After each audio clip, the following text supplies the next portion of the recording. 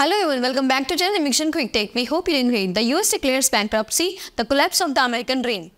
The US is grappling with an unprecedented debt crisis, with the national debt surpassing $33 trillion, raising concerns about fiscal sustainability.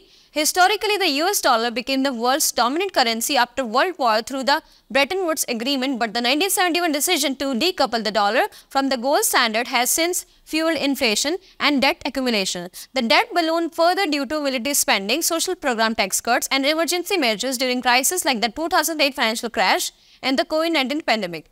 Globally, the US dollar status as the reserve currency allows the US to borrow easily, but this also affects international markets as many countries rely on the dollar for trade.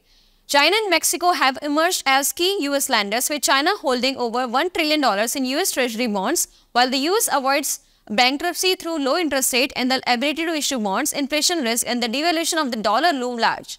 China in particular has sought to reduce its reliance on the US dollar by increasing its gold reserves and pushing for a larger role for the yuan in global trade, while Mexico has followed a more conservative fiscal strategy under President Andres Manuel López Obrador. This video highlights Mexico's growing economic stability as the US continues to grapple with debt challenges.